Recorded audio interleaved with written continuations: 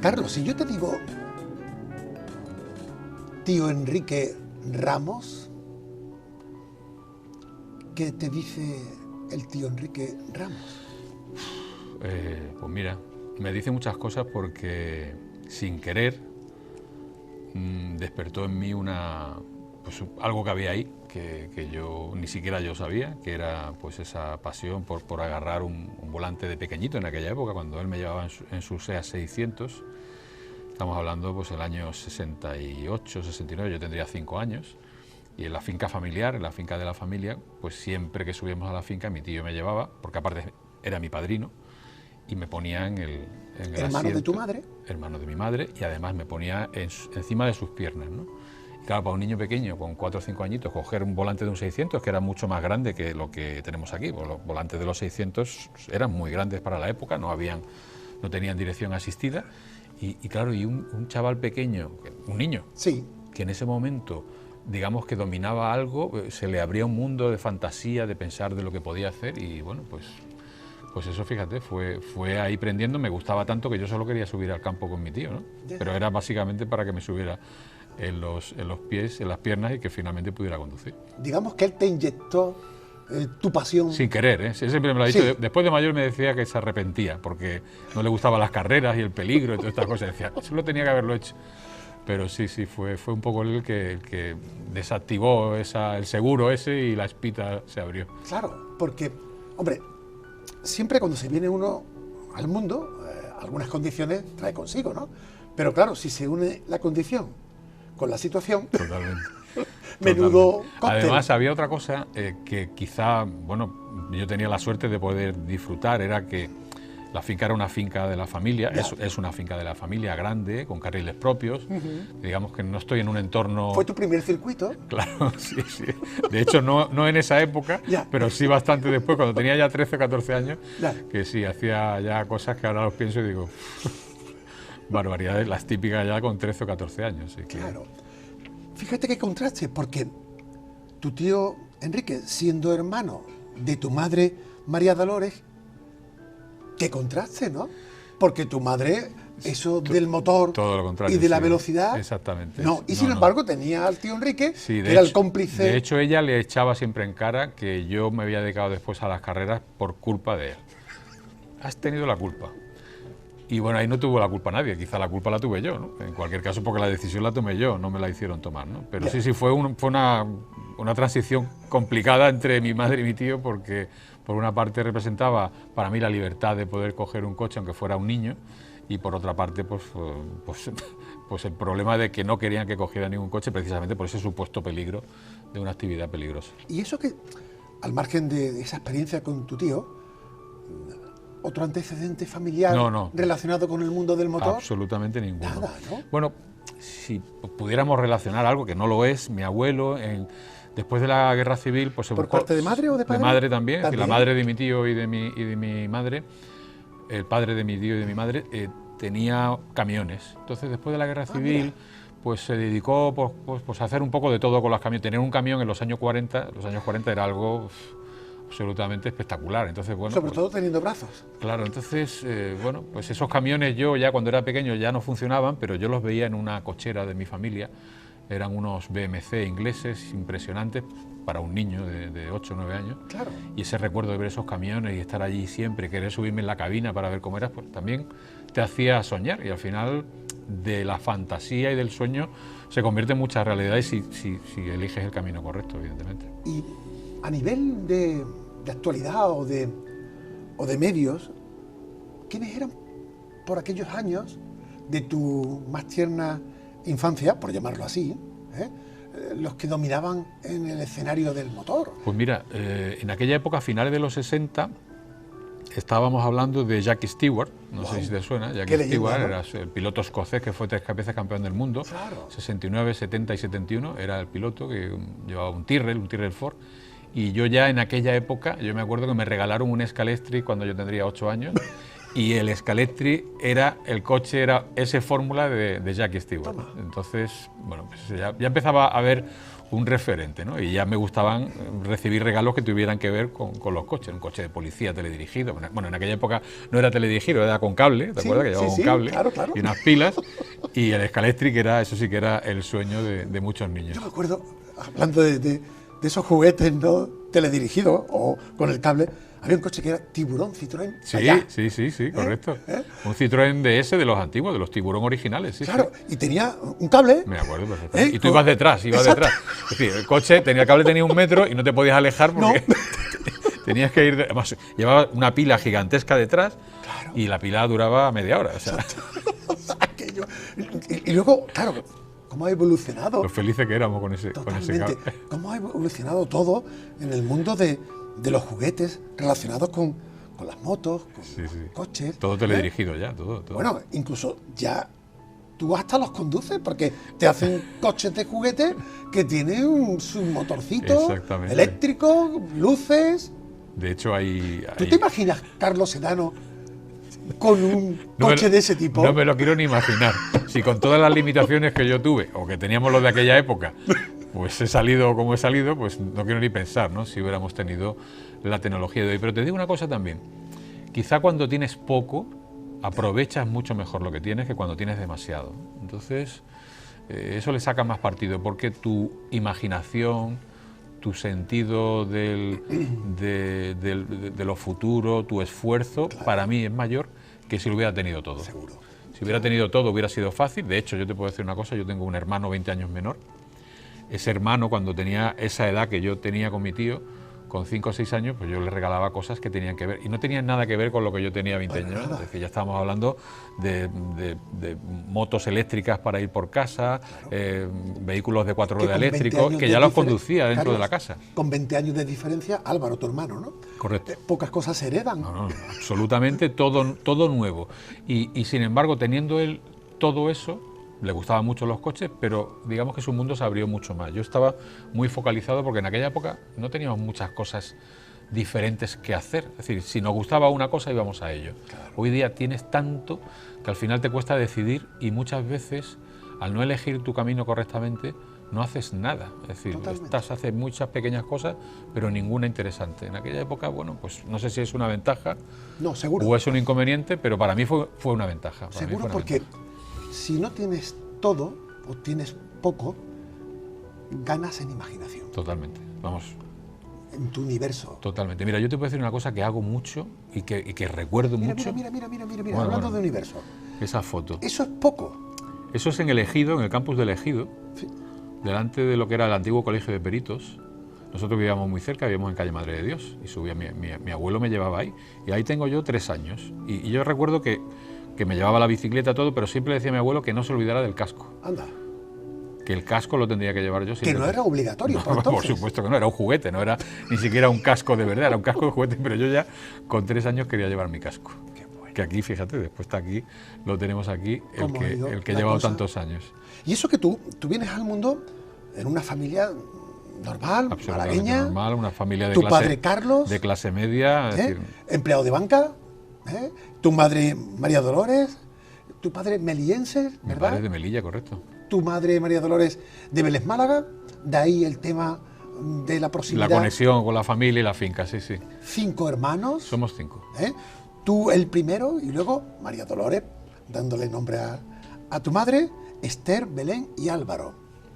Y el último, descolgado 20 años contigo. Absolutamente. Tú fíjate lo surrealista del caso, que yo me quedaba muy poco para irme al servicio militar, y me dice mi madre que vas a tener un hermanito. Y yo con 20 años. Y yo recuerdo perfectamente una cosa que la gente alucinaba. Yo me subí en el tren el 12 de abril del 84, cogía el tren para irme a Vitoria a hacer la mili, y estaba en el andén mi madre, mi padre y mi hermano en un capazo con 2 semanas. claro, la gente, los militares me veían y decían, ¿es tu hijo? Y digo, no, es mi hermano, y esa es mi madre. No es algo normal tener 20 años de diferencia entre dos hermanos. Pero fíjate, Carlos, qué casuística. Porque ya tú con el motor, teniéndolo en tu inconsciente o en tu consciente, ya fuiste el primero en venir en la familia. Es decir, el que le gusta la velocidad siempre quiere ser el primero. Yo no sé si en tu caso... No sé si eso fue bueno o malo después visto. Ahí ya se te inoculó el ser el primero en todo. Sí, al ser primero en todo también eres el primero en el que los padres experimentan. Porque claro, al ser primer hijo, claro, eres la cuña. Todas las cosas a las que se enfrenta un matrimonio con hijos, lo prueba entre comillas con el primero, ¿no? Porque te lo digo por el caso de mi hermano, ¿no? Es decir, mi hermano abrió 20 años después, mi hermano, no te digo literalmente que tenga una vida fácil, pero ha hecho muchas más cosas de las que yo pude hacer, simplemente porque mis padres ya sabían que había cosas que no pasaba nada y que eran normales, y para mí pues fue a veces un problema. Bueno, yo puedo aceptarlo porque evidentemente yo no puedo decidir la posición que voy a nacer, pero en cualquier caso pero sí, me tocó. Luego decidiste en el mundo de la velocidad intentar ser el primero. Sí, eso sí. Que eso ya la cosa... Desde pequeño hay una cosa que me fascina, es ser competitivo en todo lo que hago. Es decir, si hago algo me gusta ser competitivo y me gusta hacerlo bien. Y no... Pero bueno, tan competitivo como... ¿Cuándo fue? ¿Esta fue tu primera carrera, la que hemos visto antes? No, eso fue yo estuve 5 años corriendo en moto. ¿En primero. moto? Estuve desde el 85 al 90. Mi primera carrera fue en los Montes de Málaga, la subida a los Montes de Málaga del año 85. Clásico. En moto. Estuve 5 años hasta el 90 y ya en el 90 empecé a hacer carreras de coches. Sí. Y desde el 90 hasta el 2008-2009, pues prácticamente sin parar. Es decir, que entre coches y moto han sido 20 y tantos años. Fíjate, hemos dicho hablar de velocidad y como rápidamente en el tiempo hemos pasado de la bicicleta a tu primera carrera de moto. Literalmente. Sí, pero sin haber hecho tránsito sobre tu juventud, porque tú estudias en Los Agustinos. Bueno, en Agustino, primero y segundo de GB, es cierto, empiezo ahí. Calle Madre de Dios, tu casa, ¿no? Mi casa, calle Madre de Dios. Centro de Málaga. Justo en el centro de Málaga, me bajaba mi abuelo por calle Granada, me dejaba en Los Agustinos, allí hice primero y segundo y tomé la primera comunión en la iglesia de los Agustinos, que es la que está pegada al Museo Picasso. Claro. Y a partir de ahí ya nos mudamos de calle Madre de Dios a una zona cercana a la iglesia de la Victoria. Y entonces, claro, el colegio más cercano de la iglesia de la Victoria, aparte Agustino cerraba. ¿Calle Tejeros? Calle Tejeros, correcto, donde estaba el famoso obrador de confitería Tejeros, que estaba justo debajo de mi casa. Todo el día olíamos a crema pastelera a todas horas. ¡Qué maravilla! Una maravilla.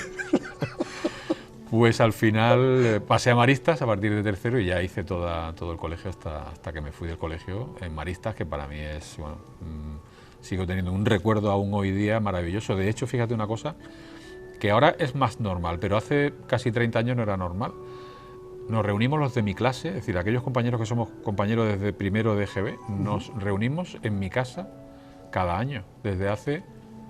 En mi casa menos, de hace 15 años, pero nos llevamos reuniendo 27, 28 años. Tío, que ahora tenemos 58. Para recordar. Solo para recordar. Para volver a ser niños. Literalmente es así, Paco, porque cuando estamos en casa, cada uno con su vida, algunos con una vida de mucho éxito, otros con una vida más normal.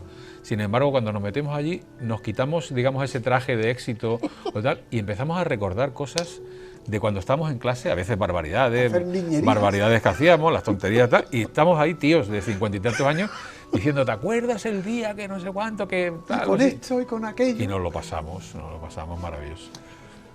Ya la competición te podía, como tú has dicho antes, en cualquier momento de tu vida. Estando en Maristas, bueno, el balonmano aparece. Aparece el balonmano, para mí fue lo primero. El balonmano me dio una base, de hecho ahí está. Mira, yo soy el de la derecha de las barbas, soy yo. Eso, fuimos sexto en el Campeonato de España de balonmano, Campeonato Juvenil, en el año 81, que es esa foto. Sí. Y de ahí muchos seguimos jugando a balonmano, algunos llegaron al equipo de División de Honor, yo me quedé en el equipo anterior a la División de Honor como tercer portero, pero eso ya te enseñó, esos 11 o 12 años que yo estuve practicando balonmano, primero, trabajo en equipo, muy importante, esa labor de equipo, y después sufrimiento, método y esfuerzo, podríamos decir. Y eso te lo da el deporte en general, no solamente el balonmano. Claro. Y el balonmano para mí sigue siendo un deporte para mí que me ha marcado en mi vida y bueno, tengo un recuerdo maravilloso de él. Sí, pero tú, mientras que había que sacar los cursos básicos, bachiller y demás, adelante, en tu cabeza ya tenías el chip del motor. Desde que mi tío me ponía en el volante del 600 con 6 años, yo estaba nada más que pensando Claro, en eso. y como tú eras el primero de la familia, pues el primero tiene que pasar por la Por caja, circunstancia, por caja. por el celo paterno, ¿eh? Y en este caso concreto tú querías experimentar. Sí, yo quería con el mundo desde del muy motor. joven. ¿Sabes lo que pasa, Paco? Que Primero moto, ¿no? primero moto, en general motor. Vale. Pero ¿sabes lo que pasa? Imagínate, año 75, 76, yo tengo 12 años. Yo ya se me quedan cortos los coches, subirme en el campo con camiones, dumper, máquinas, furgonetas, de todo, con 12 años. Claro. Yo decía, yo quiero algo más. Entonces me acuerdo, ¿no? de alguna vez haber comentado a mi madre, pues decir, yo quiero ser piloto de mayor. En un entorno de familia donde no hay piloto, donde en Málaga no hay Tu padre circuito, empleado de banca, no hay nada. Y tus hermanos y el la niño vía normal, y el niño este ahora viene ahora con... sale. Y yo me acuerdo que, bueno, puedo entender a mis padres que básicamente me miraran con cara como diciendo, pero este tonto que dice, ¿no? Básicamente. Pero no sé si eso fue, a mí me hizo cambiar un clic y Sí, pero, ese desdén... pero no para venirte atrás. No, correcto, ese desdén se convirtió en decir, bueno... Un revulsivo.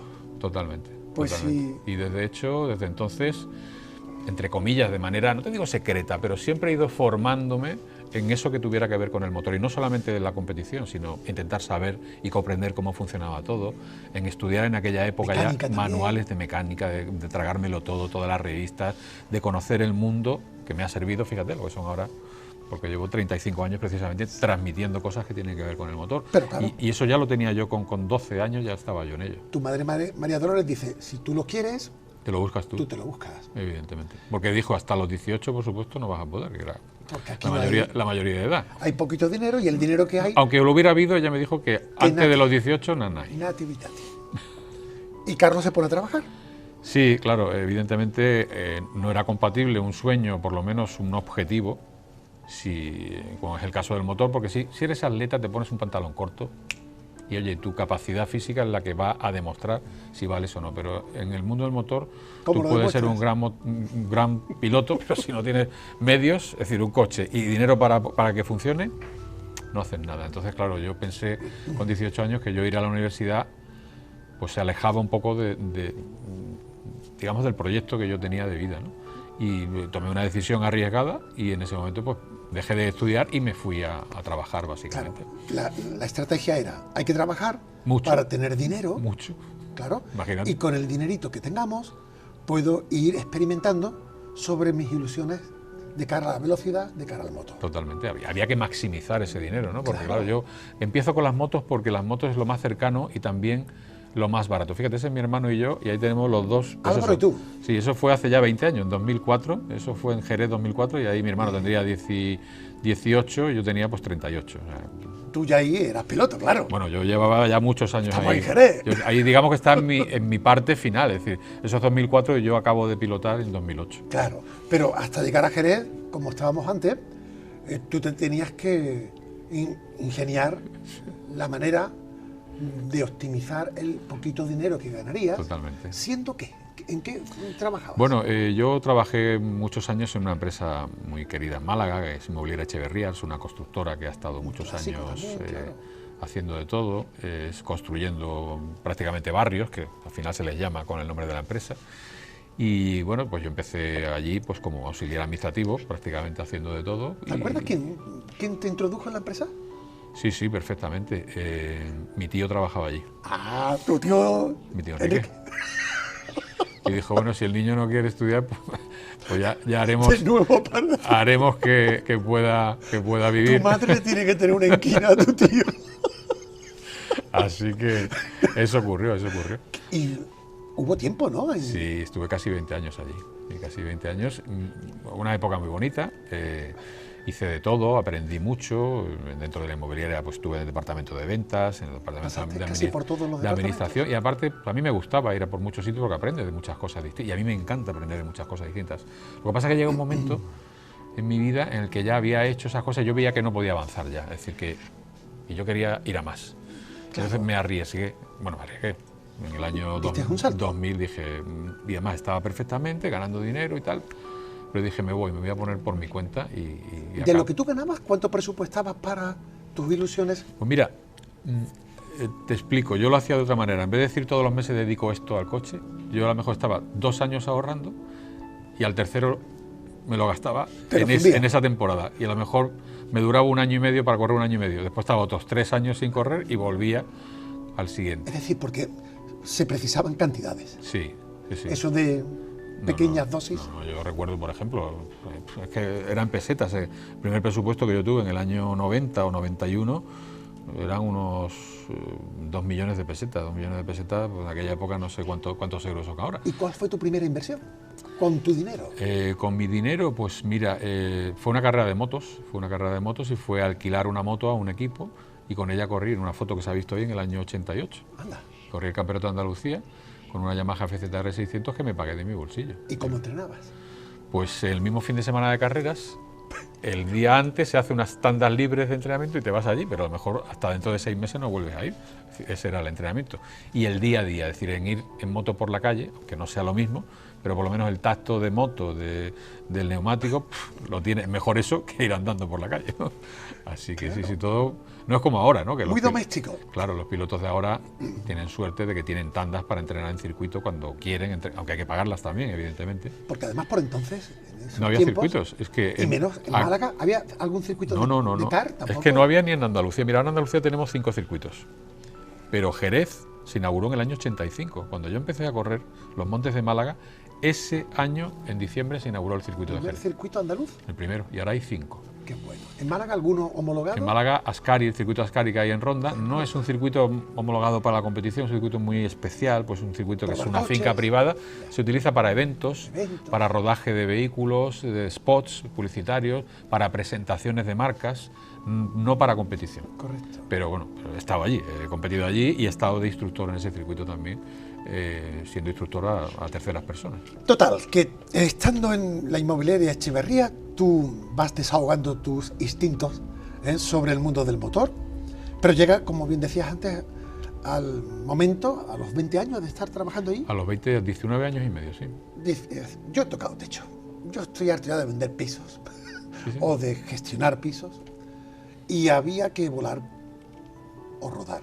Sí, esa era la disyuntiva. Yo recuerdo que estuve 6 meses en paro, viendo a ver qué quería hacer con mi vida. ¿Y en casa qué decían? Pues estaba loco, literalmente. Y es cierto, teniendo trabajo en un momento tal, y dices directamente, es que me voy, no es que yo me voy. Niño, pero ya no estás corriendo. Yo me voy. Y no recuerdo que, fíjate lo que... Solo moto, ¿no? Por entonces. En aquella época ya estaba, las motos acabaron en el 93, o sea 94. Hubo un periodo también donde saltaste a los coches, sí. A 4 ruedas. Sí, sí. Entonces yo, en esa época, en el año 2000, finales del 2000, cuando me voy de la empresa, pues, bueno, ya conocía el mundo del motor. Yo trabajaba para medios de comunicación ya desde hacía 20 años antes. Yo empecé a hacer mi primera labor de comunicación, precisamente contigo. De acuerdo, Carlos. A partir del año 86 en Ser Málaga y nuestro querido amigo Jacinto Muriel. Totalmente. Entonces, claro, y Pepe Casado también anduvo Pepe por Casado ahí. también estuvo al principio echando una mano allí. Cierto. Entonces, claro, yo llevaba ya casi 20 años haciendo colaboraciones para empresas y medios de comunicación. Claro. Entonces, bueno, conocía muy bien el motor, tanto desde el punto del pilotaje como desde el punto de la información. Y al final, bueno, pues salió un concesionario en Marbella de BMW, pues tenía una plaza vacante y allí fui a la entrevista y me cogieron a mí.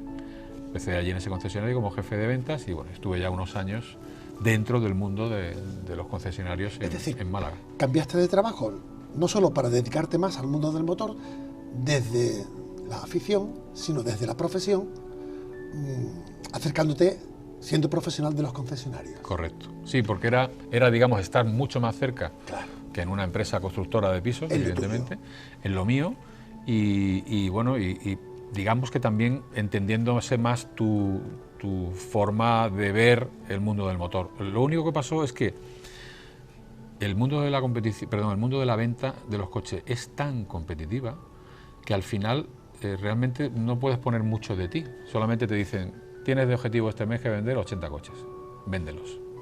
Da igual lo que hagas, pero véndelos. Entonces, digamos que esa visión que yo tenía muy bonita del mundo del motor no era lo que quería. Algo más romántica. Más claro. romántico. O sea, Aquí había que poner lo material. Esto era mucho material y mucho de objetivos, porque Claro. al final, evidentemente, es una empresa Claro. y quiere eso. Entonces ahí estuve, pues mira, desde el año 2000 hasta 2008, 2007, estuve 7 años en 3 concesionarios de Málaga, llevando la dirección comercial de 3 marcas aquí en Málaga.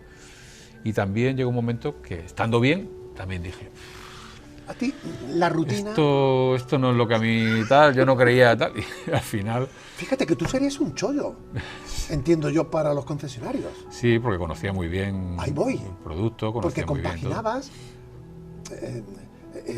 lo personal con lo profesional. Totalmente, pero... Es decir, tú no hablabas por lo ajeno, hablabas por lo propio. Sí, pero también te puedo decir una cosa que he aprendido también de dirigir equipos comerciales, es que incluso no sabiendo nada del mundo del motor se puede ser un buen vendedor de coches. Supongo que sí, claro. Evidentemente, el hecho de que sepas te apoya más en la gestión de la venta, en proponer al cliente cosas, en aconsejarlo y tal. Pero yo en ese momento, bueno, pues me dio la sensación de que, igual que cuando estaba en Echeverría, digo, aquí ya... Sí lo has dicho, tenías que vender coches como churros. Correcto. Con lo cual, Básicamente, total. ¿para qué me voy a enrollar aquí? Que en 2007, finales de 2007, decido, digo, pues ahora ya no voy a trabajar para nadie, voy a trabajar para mí. Vamos a ver, la inmobiliaria quedó atrás, ¿eh? Los concesionarios también, y ahora me centro en mí, Sí, mis sueños. Y de hecho en 2007 me doy de alta mi empresa, me pongo a trabajar como autónomo y ya a partir de ese momento me dedico a gestionar contenidos de motor para medios de comunicación. ¿Cómo se llama tu empresa?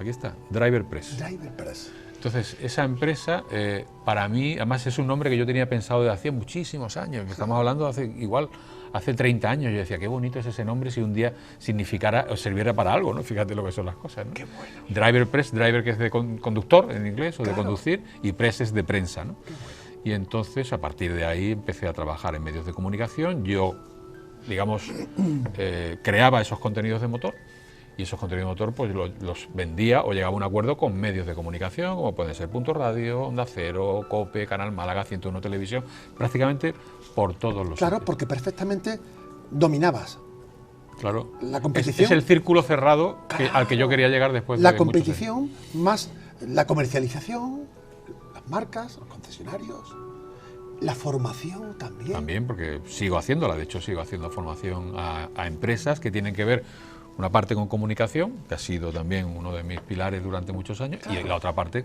con la formación específica de conductores. Claro. No enseñarles a conducir, sino enseñarles a mejorar su conducción, que Totalmente. es más complicado. Qué bueno. Ante tanto conocimiento, dice uno, hay que ponerlo en valor.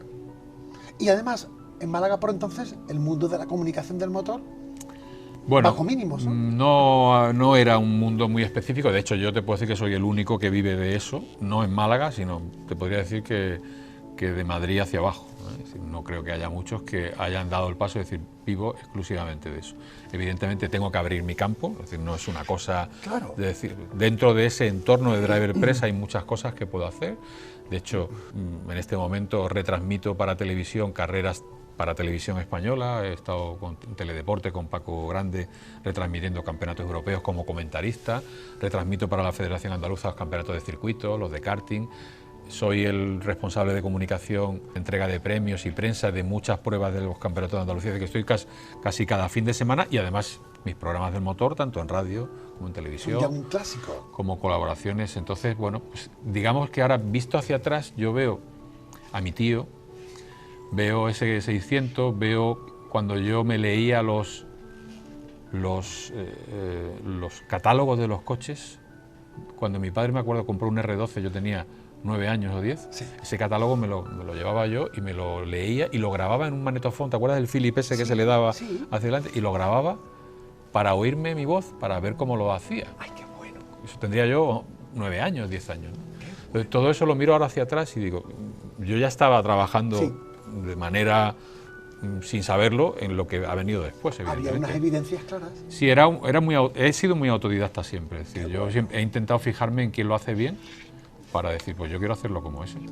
Vayamos por partes. No sé si en algún momento de tus metas, de tus objetivos, mejor dicho, ¿combinaste moto con coche o primero fue moto, aparcas la moto y luego el coche?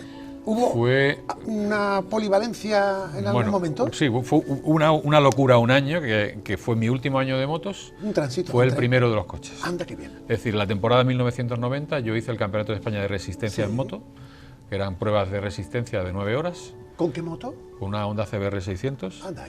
Y ese mismo año, en noviembre, empecé mi primera carrera de coche, hice las 2 últimas del Campeonato de Andalucía de ese año, con lo cual el mismo año 90 competí en coches y en moto, cosa que no es habitual que hayan hecho muchos pilotos en España, vamos. Con lo cual, ¿por qué aparcas la moto y te subes en el Porque coche? yo desde pequeño, desde que mi tío me llevaba, quería conducir un volante. Lo que pasa es que la moto pues, la tuve más cercana en un momento, entré en un motoclub, que yo fui uno de los fundadores de ese motoclub, y bueno, pues en el motoclub organizábamos carreras, organizábamos... Se une el hambre con las ganas de comer. Al final, bueno, pues lo tienes cerca y al final yo tenía moto de calle y digo, pues venga, pues piloto de motos. En tu estantería hay muchos trofeos de motos.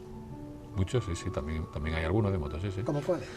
Pues mira, la primera carrera que yo hice fue la subida a los montes de Málaga, del año 85. Yo tenía 21 años, acababa de llegar al servicio militar y gané el premio al piloto, quiero recordar, el piloto junior, es decir, al que era menor de 23 años. Anda.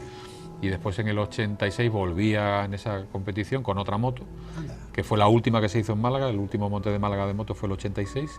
Y también gané la categoría, no sé si fue la categoría junior y después, bueno, alguna cosita más. ¿Alguna caída? No, mira, bueno, en los montes de Málaga la del 86 sí tuve una caída, pero fue una caída estúpida por mi parte, porque me caí después de pasar la meta. El problema es que la meta estaba muy cerca de una curva y yo, para querer ganarle unas décimas de segundo al que venía detrás, pasé por la línea de meta a tope, cuando tenía que haber cortado 100 metros antes. Cuando llegué a la curva me pasé y me di una cachimba importante.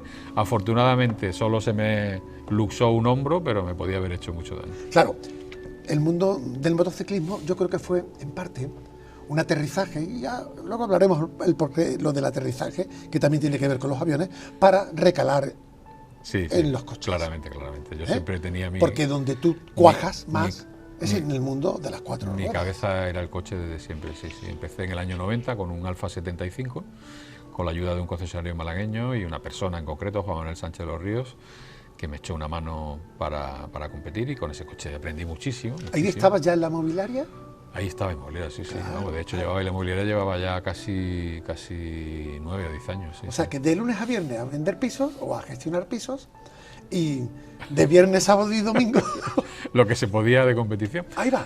Sí, y en esa época pues empecé con un Alfa 75, al segundo año ya hice también la Copa Clio de circuitos, la Copa Renault, y en el año 93 hice mi primer campeonato de España, que era de monoplazas, el Fórmula Ford, en el que conseguí un tercero en el campeonato de España de ese campeonato, que eran monoplazas. En aquella época, te puedo decir, es un campeonato que Ayrton Senna ganó antes de llegar a la Fórmula 1. Pero digo yo, Carlos, desde mi más absoluta ignorancia, el salto cualitativo de la moto al coche supone, creo, un incremento considerable a nivel económico. Sí, ¿no? También es cierto que yo, cuando hago el salto, hago Campeonato de España de Resistencia en moto, a Campeonato de Andalucía de Turismos en coche. Sí. Es decir, que el nivel era menor y los medios también, al ser un Campeonato de Andalucía, eran, hombre, no te digo porque en el coche todo es caro. Claro. Pero era, bueno, con esfuerzo se podía llegar. ¿De dónde sacaban los coches? Bueno, el coche lo puso el concesionario, en ese momento el concesionario Alfa Romeo, en ese momento, que era Expo Auto Málaga, a través de esta persona, de Juan Manuel Sánchez de los Ríos. Yo busqué el sponsor, que precisamente fue mi empresa, Inmobiliaria Echeverría. Bien. Porque al final hay que buscar... Para eso estaba la cosa. En todos los lados. Y bueno, fue bien porque ese primer año mío pues conseguí el tercer puesto del campeonato. Pero tú tenías que tener un equipito, ¿no? Sí, tenía un equipo que era... Y son amigos que venían por amor al arte. Y estábamos el fin de semana tirados en el circuito, haciendo de mecánicos, haciendo de todo. Matados. Básicamente porque nos gustaba. Cada uno era mecánico y trabajaba en concesionarios, pero venían y me echaban una mano el fin de semana. Y eso a ellos les debo todo, ¿no? Tanto a Martín, uno de ellos, a Gaby y a Juan Antonio Sánchez, que ha sido el que me ha echado una mano de toda la vida.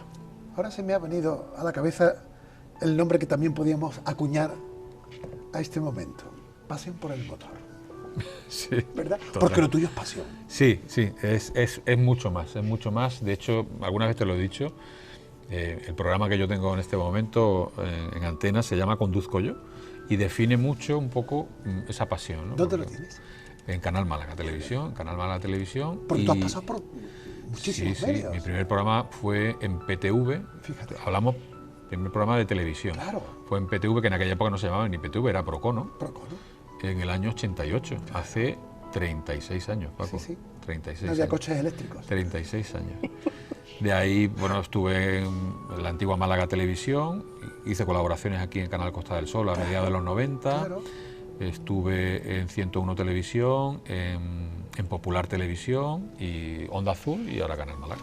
Y que te quiten los radiados. Yo ya- Ser...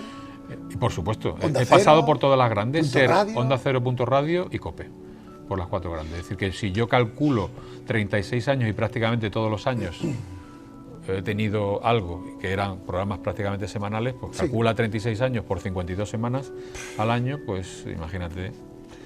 Qué bueno. Oye, ¿y cómo fue tu flechazo con los Legend Car? Porque hasta que tú no te encuentras con algo que posiblemente a lo mejor no te lo podías ni imaginar, De hecho, ¿eh? no me lo imaginé hasta que lo vi. Hasta que lo viste, ya habías conseguido algunos objetivos y Sí. algunos premios Importantes, conduciendo sí, coches. sí, sí. ¿Cómo cuáles? Por ejemplo, el tercer puesto en el campeonato. Esos son los Legend Car, ¿no? Esos son los Legend Car. Vale, vale. Tercer puesto en el campeonato de España de Fórmula 4, campeonato de España, Fórmula 4 en el año 93. Campeón de Andalucía absoluto 2004. Vencedor de los 1000 kilómetros del Jarama con los mejores pilotos. Fíjate, esa que hay ahí es María de Villota. Es verdad. María con ese coche, con un Hyundai, y ahí está a la derecha con Javi Macías y yo, que soy el de la izquierda, ganamos una de las carreras más importantes en España por el plantel de pilotos. Los mejores pilotos de España estaban ahí, todos íbamos con el mismo coche. Qué bueno. Y ganamos en 2005. María fue una... O sea, ¿te faltó poco para montarte en un Fórmula? No, yo ya tenía claro desde muy temprano, desde el 90, que yo empecé tarde, pero porque me lo tenía que pagar yo. Claro. Cuando lo normal para llegar a eso es tener 12 años, 13, 14 y haberlo ganado todo con 12 años. Yo empecé con 20. Fíjate. Entonces era imposible. Claro. Era imposible. Entonces, digamos que hasta Legend Car yo había tenido mi buen palmarés, pero de repente, cuando en 2004 ganó el campeonato de Andalucía absoluto, y me costó mucho dinero, por cierto, ¿Con qué coche? porque era un coche muy potente, muy grande y muy caro. Sí. Pues es un Venturi GT400 con 440 caballos de potencia, Vale. coche caro de mantener. Sí. Lo alquilé a un equipo que me lo alquiló durante un año, que me acuerdo perfectamente. Cochazo, ¿no? Sí, sí, claro, un año que te cuesta 30.000 euros un Fíjate, año. fíjate. ¿Y qué pasa? Tienes que tener cuidado, porque si encima lo rompes, pues tienes un problema. Aparece este coche. Aparece este coche justo cuando acaba la temporada. Yo ya había decidido que no iba a competir más y me llaman unos amigos, oye, vente al circuito de Guadix, que hay una prueba de unos coches más raros que dicen que están... Y me voy de casualidad con mi hermano, Sí. con mi hermano Álvaro, porque ya a él le encantan las carreras, y me voy y me encuentro con esto. Y yo decía... Nada más que tiene ruedas Y y así una me- cabina muy pequeña. Y yo decía, ¿esto Claro. qué es? Claro, que ya empiezo a preguntar allí, eso lleva motor de moto, un chasis de ahora, pero con estética de coche antiguo, que Exacto. parece un coche antiguo, y no es Exacto. un coche antiguo. Es un coche de ahora con estética Prototipo. de los años 40. Y es una especialidad que venía de Estados Unidos, que allí es muy famosa, y un promotor belga que vivía en la Costa del Sol quería traerlo a España. Anda. Y entonces me encuentro con esto, lo pruebo y me acuerdo perfectamente bajarme del coche después de una tanda de 5 vueltas solo y quedarme alucinado. O sea, Paco, era poco. Y yo, claro, empecé a fusilar a preguntas al promotor, a Sí. preguntar por el coche, a un piloto irlandés que había en ese día allí, que ya había corrido con esos coches, a preguntar muchas cosas. Oye, vi que era un coche relativamente, entre comillas, Te rompió los esquemas. totalmente. Porque yo me bajaba de un coche muy potente, muy gordo, muy caro de mantener, y me subía en otro que era por la mitad de precio, con muchas más sensaciones, mucho más espectacular y quizá estéticamente, incluso hasta para la gente de fuera, más innovador y más llamativo, Sí, podríamos sí, decir. sí, sí. Daba el cante. Claro, y cuando yo empecé a preguntar precios, sobre todo de qué me costaba una temporada, qué me podría costar los neumáticos, tal, y yo empecé a hacer cálculo y yo decía, hostia. Me salen los números. ¿Y sabes qué fue lo que me decidió sobre todo? Que en el campeonato todos íbamos con el mismo coche. Era la primera vez Claro. que yo iba a correr en un campeonato con todos los coches iguales. Porque claro, Todos había por corrido en igual. otras cosas Claro. que otros pues llevaban un coche mejor Claro. y bueno, y tú llevabas un coche peor porque no tenías tanto presupuesto y acababa yendo más despacio. Normal. Y yo esto, le dije, y todos iguales, y los motores precintados y los mismos neumáticos. Pues yo quiero probar esto. Bueno, pues los 3 años que hubo ese campeonato, 2005, 2006, 2007, los gané yo. Toma. Y el Mundial de Estados Unidos del año siguiente, a Esas ganar son el primer palabras campeonato, mayores. me voy a Estados Unidos, ¿San Francisco? San Francisco, en el año 2000, noviembre de O sea, que 2006. cruzas el charco Sí, sí. sin coche. Era el premio por ganar el campeonato 2005, la organización me daba la oportunidad de ir a Estados Unidos a disputar el Digo Mundial. sin coche porque costaba una pasta llevarse un No coche. me podía llevar el mío a 11.000 kilómetros, era imposible. Entonces, como allí en Estados Unidos los coches básicamente son iguales, con algunas pequeñas diferencias, Vale. porque se adaptan a unos requisitos técnicos que hay en Europa, pues decidió la organización alquilar un coche americano, de un equipo americano. Entonces llego allí, me voy a un circuito que no conozco. ¿Cuánto vale esto?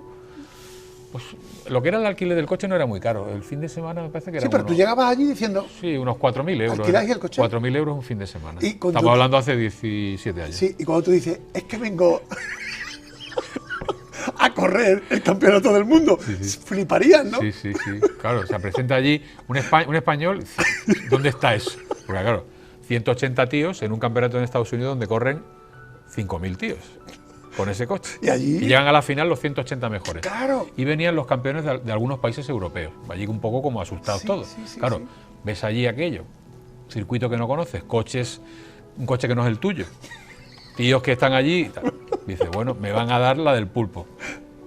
Entonces yo me acuerdo que el día anterior a la final Sí. había un box con todos los trofeos y los trofeos estaban allí puestos. Entonces yo llegué allí, me hice una foto allí, me hice allí con la Sí, cara de tonto. claro, claro. Me voy a hacer la foto al lado del trofeo Al más menos. grande que había. Digo, por lo menos me llevo el recuerdo del trofeo. Claro, ya que estoy aquí. Y al día siguiente gané ese trofeo. O sea, ¿cuánto tiempo estuviste entrenando con el coche que alquilaste? Pues en tiempo en pista aproximadamente 3/4 de hora. 45 minutos. De horas. Y te En un circuito que no conocía, en un circuito nuevo. claro, Además. circuito nuevo. y te cotejabas con gente con una experiencia y un bagaje. Gente que Tremendo. compite. Campeones. Estamos hablando que hay que ponerlo en su justa medida. El campeonato no es un campeonato profesional, ese campeonato no es un campeonato profesional, es un campeonato amateur, pero en cualquier caso, en ese campeonato amateur hay gente que lleva muchos años dando Claro. vuelta en un coche de esos. Claro. Y era campeonato del mundo. Era la final, te explico.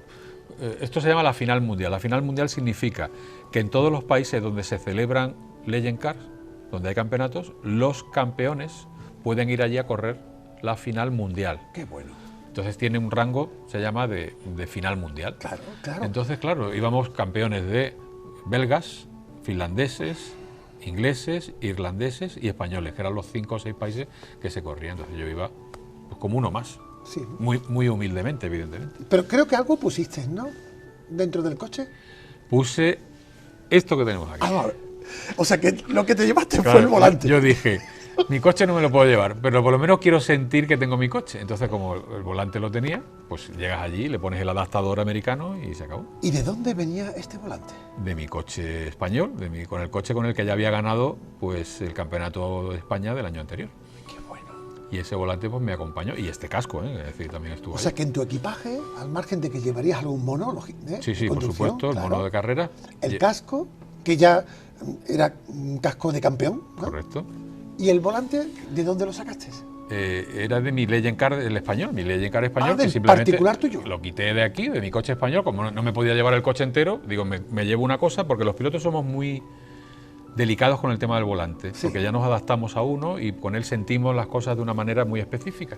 Entonces yo no quería llegar allí a un volante que no fuera el mío, que no tuviera mi tacto, entonces Claro. quería el mío. Entonces yo recuerdo tener un neceser que llevaba un trolley pequeño y llevaba un poco y el casco. Y claro, cuando lo pasaban por el control, claro, Saltaba el todo. tío vería allí un volante allí diciendo, abra usted. Tenías que estar explicándole todos los controles. ¿Qué artefacto trae ¿Dónde va usted usted aquí? con un volante? Además, las Torres Gemelas acababa de pasar lo del tema del atentado, entonces, bueno, eso lo miraban con mucho. Y me acuerdo al americano que había cuando llegué a Estados Unidos, me acuerdo de preguntarme por esto, y digo, mire usted, soy piloto, vengo a correr la final mundial del Legend Car, y me decía, yo conozco los Legend Car, son muy divertidos. Qué gracioso. Entonces me selló el pasaporte y entramos. Hay un vídeo que has traído también, que es desde dentro del Legend Car. Yo sé que ya lo has explicado en cuanto a sensaciones, pero viendo estas imágenes, ¿por qué no nos cuentas cómo fue esa carrera? Es que no tengo palabras, Paco, porque yo llego, hay 180 pilotos en la final, ese día, pero solamente pueden correr en la última carrera 36. Entonces se van haciendo eliminatorias para llegar a esos 36. Entonces yo llego, me subo, hago mi eliminatoria y sin pensar si lo he hecho bien o mal, acabo, y cuando pasa media hora me llegan y me dicen: oye, has ganado tu eliminatoria, has hecho el mejor tiempo. Anda. Digo, bueno, pues perfecto. Al día siguiente por la mañana había otra segunda eliminatoria.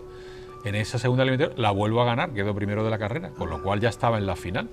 Entonces ya digo, oye, no lo estaré haciendo tan mal. Bueno, pues fíjate que yo, sin saber que había ganado la final, pero no sabía en el puesto que iba a salir, porque era por tiempos, por vuelta, y había muchas mangas distintas, y no sabía si iba a salir en la primera posición, en la segunda, tal. Y llego, me montan la parrilla y me dicen que me vaya al primer puesto, porque iba a salir primero, había hecho el mejor tiempo también por vuelta de la final. Con lo cual salí en la final primero, y te puedo decir que yo no he corrido más en mi vida. Esas primeras 5 vueltas yo lo único que traté fue de ir lo más rápido posible, de tener una diferencia ya razonable que me hiciera ir con tranquilidad, que fueron unos 2 segundos, que son distancias, son unos 100 metros, 150 metros, y desde entonces lo único que quise es que pasara el tiempo y acabar, y se me hizo eterno, porque ya cualquier ruido, cualquier cosa distinta, de uno ya piensa, se vaya a romper el motor, se vaya a tener un problema mecánico y tal. ¿Te vaya a pasar lo de Espargaró? Totalmente. Entonces al final, bueno, pues fue maravilloso. De hecho, ese volante que vemos ahí es este que tengo aquí, que tenemos aquí, es este volante, y ese es mi coche, y me llevé el volante a Estados Unidos, sobre todo porque el resto realmente es muy parecido. ¿Te pellizcaste para saber si estabas soñando? Pues sabes, de las primeras cosas que se me vinieron a la cabeza cuando yo pasé la meta fue de ese volante del 600 de mi tío, te lo juro. Porque digamos que hay muchas cosas que se te vienen a la cabeza, se te vienen a la cabeza las dificultades, se te vienen a la cabeza el no lo vas a hacer, esto, hasta que no tengas 18, hay que ver, que destroces tu vida en esto y tal. Bueno, pues, ¿Rebobinaste? Sí. Y lo rebobiné, fíjate, en la vuelta de honor, desde que llegas y pasas por línea de meta hasta que vuelves a los bosses, en esos 3 minutos hice así un rebobinado rápido, y la verdad es que me vinieron muchas cosas a la cabeza. Cosas bonitas, ¿eh? ¿Y qué pasó después de aquella aventura de ser campeón del mundo? Bueno, pues me vuelvo a España, evidentemente. Yo tenía mi trabajo, estaba trabajando en aquella época para un concesionario malagueño, y bueno, pues realmente empezaba la crisis de 2007-2008. ¿Tocaste el cielo? En ese momento sí, te lo puedo decir. Es decir, a nivel nacional yo recuerdo pues tener bastante repercusión, y bueno, pues al final hay un piloto español que ha ganado una final mundial de una especialidad. Entonces, bueno, no pasa cualquier día. ¿Hay muchos campeones malagueños o andaluces del mundo? Que hayan ganado una final mundial, no. Sí tengo muchos amigos malagueños que son gente muy importante, con un palmarés muy bueno, pero una final mundial fuera de España no. Hasta por lo menos de alguien de Málaga, ¿no? Y bueno, si yo he tenido la suerte de ser el primero, pues más encantado estoy. Y los que son mis amigos, porque claro, todos estos son pilotos, nos conocemos todos, y de hecho nos reunimos. ¿Cuándo dejaste el volante? Pues mira, lo dejé en 2008-2009. 2008-2009. Llegó la crisis 2008, no había empresas que patrocinaran, y yo, digamos que mis objetivos deportivos los tenía cubiertos. Había conseguido mucho más de lo que yo había soñado. Seguro. Siendo niño. Es decir, cuando yo me subía en ese 600, o cuando me sentaba en el coche de mi padre parado en la carretera y me ponía mentalmente a conducir, solamente imaginándome la carretera con los ojos cerrados, había conseguido mucho más de eso. Qué bueno. Entonces, claro, llega un momento que dices, ya he gastado mucho, he trabajado mucho para eso, pues hay que pasar página y seguir con otros objetivos, porque claro, los que somos competitivos nos gusta marcarnos un objetivo para ir a lo siguiente, ¿no?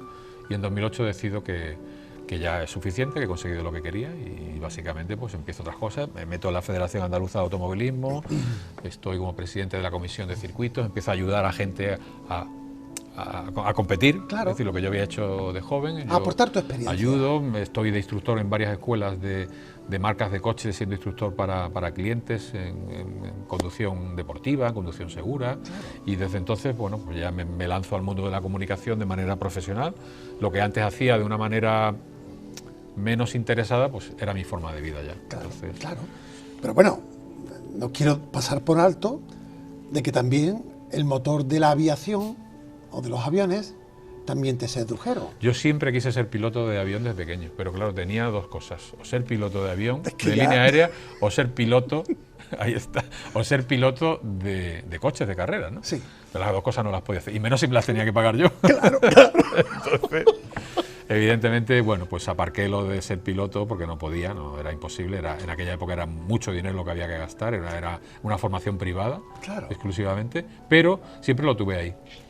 Y hace muchos años ya, a finales de los 90, pues decidí que quería tener mi título de piloto de avión. Quería volar, porque básicamente es lo que a mí me gusta, y desde hace 23 años prácticamente pues vuelo, y estoy muy relacionado con la aviación.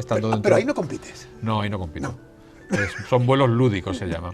Pero estoy en contacto con la aviación, que es un elemento que me encanta. Volar es fantástico, maravilloso, te relaja y bueno, te hace conectar con tu entorno de una manera incluso hasta mayor, fíjate, que los coches de carrera. Claro.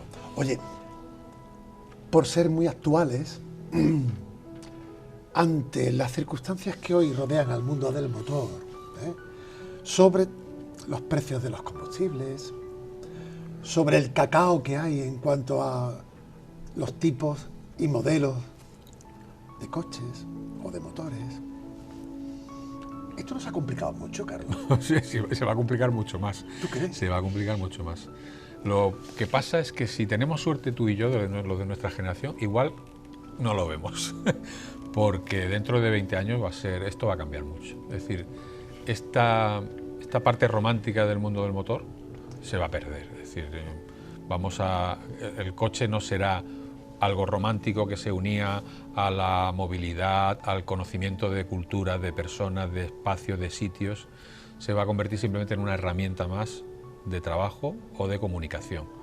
Y el coche no tendrá propiedad dentro de 20 años. La gente no comprará un coche en propiedad. Los coches serán puestos a disposición para que nosotros los usemos por horas, que paguemos por uso, básicamente. Sí, sí. Y eso ya está empezando a sentarse las bases, amén de que evidentemente todo el tema tecnológico, que nos va a complicar mucho desde el punto de vista de la economía.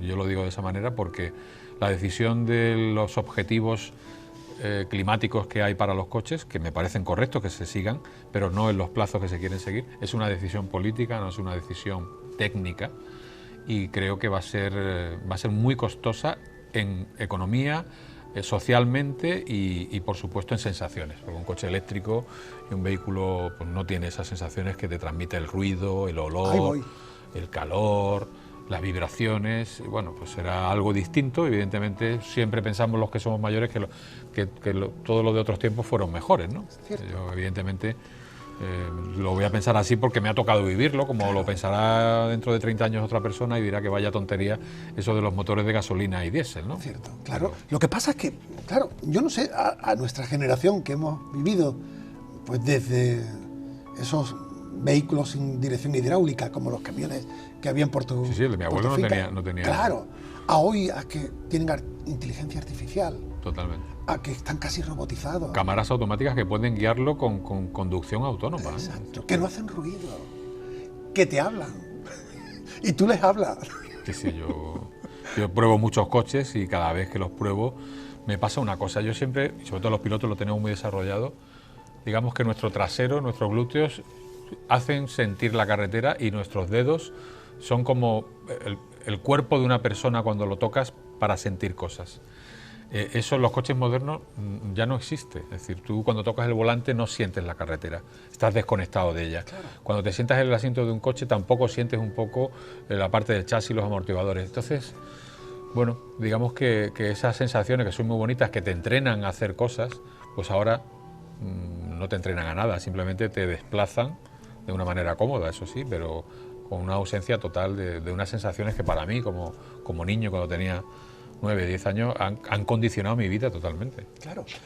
Y digo yo, ante el mundo de la comunicación de cara a los coches, esto se ha puesto muy complejo, ¿no?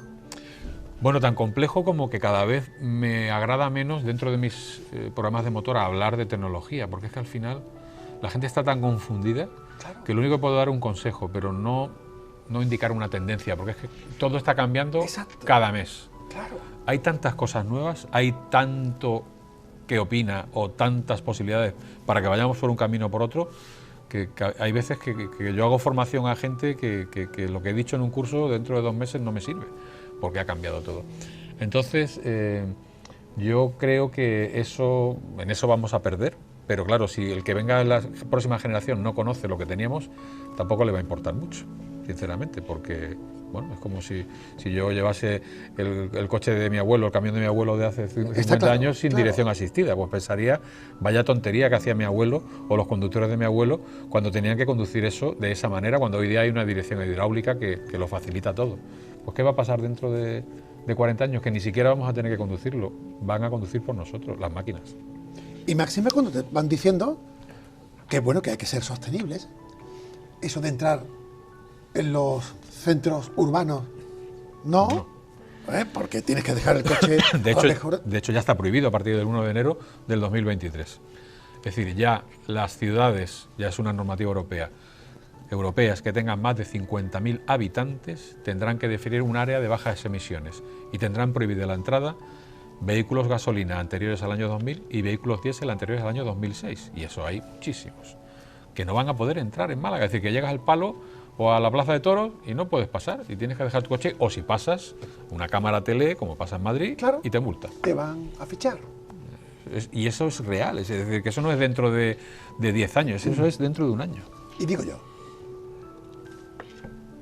aquellos que quieren comprar un coche, ante el cacao que hay, de esos modelos, de esas normativas, de esas evoluciones, ¿qué se hace? Bueno, mira, una herramienta que está funcionando mucho últimamente y que da la posibilidad a quien compra un coche es comprar un coche, pero no comprarlo en propiedad, es decir, que te lo quedes después de financiarlo toda la vida, no. El renting y el leasing son dos herramientas muy importantes, que de hecho están incrementándose de manera porcentualmente muy importante, Claro. precisamente porque ofrece la posibilidad de tener un coche, pagas una cuota fija y dentro de 4 años, si la tecnología ha cambiado, si algo ha cambiado, pues quito el coche y vuelvo a otro distinto. Es lo que la gente está intentando entender ante la duda, oye, si me lo tengo que comprar, que no sea en propiedad, para que por lo menos pueda cambiarlo a tiempo y tener uno con una tecnología más al día, porque ya te digo, que es que cambian cada 6 meses. Qué bueno. ¿Sabes lo que pienso cuando escucho este futuro que ya está aquí? Me recuerda la vieja radio. Qué bonita es la radio, a mí siempre ¿Verdad? será el medio de comunicación que más me gusta. Siempre. Esa que tenía el dial y tú escuchabas el chirrido, De llegar a la correcta. de llegar a la correcta. Algo me está pasando con la sensación de los coches. Sí, totalmente. Llegará un momento en que escuchar el motor de un coche Sí. será como escuchar una vieja radio. Mira, hace poco he tenido un fin de semana la prueba de un vehículo totalmente eléctrico de una marca, una maravilla. O sea, una maravilla, corre que se las pela, tiene una autonomía aceptable, pero después yo recuerdo bajar los montes de Málaga en absoluto silencio y no sentir nada más. Es decir, no hay sensaciones. No hay alma. No hay, exactamente, no hay alma. Esa sería exactamente la definición, no hay alma en ese coche. Pero es lo que hay, es decir, y yo no me queda ninguna duda que los coches van a ser eléctricos, o sea, van a funcionar con un motor eléctrico de aquí a 25 o 30 años, todos. Es todos, como si a una absolutamente Harley todos. le quitamos el sonido. Imagínate. De hecho, Porsche está muy preocupada porque sus coches, sus 911, que son coches deportivos, que una de sus señas de identidad es el sonido de un tipo de motor que se llama Boxer de 6 cilindros opuestos, pues dejaría de existir ese sonido en el momento que lo pasas a eléctrico. Y entonces dice que ya no tendrían sentido muchos clientes para comprar uno de esos coches. Y es verdad, es que es la realidad. Entonces uno no sabe todo lo que nos va a cambiar, todo lo que se nos viene encima en los próximos 10 años. Carlos, cuando vas por la calle y te cruzas con un patinete eléctrico, ¿qué piensas? Paco, no me hagas esa pregunta porque primero cogería al que ha autorizado la norma y lo cogería del cuello y le diría, ¿cómo has podido hacer esto? Es decir, ya no el que vaya el patinete, sino el que ha permitido que vaya. Me parece desde el punto de vista de la seguridad una locura absoluta. Mira, yo te voy a decir una cosa que tú y yo hemos sufrido. En los años 80, cuando íbamos los dos en un Vespino, nos perseguía la policía porque no podíamos ir dos en un ciclomotor, ¿vale? Y si ya nos llevamos casco, pues más todavía. Bueno, pues un Vespino es infinitamente más.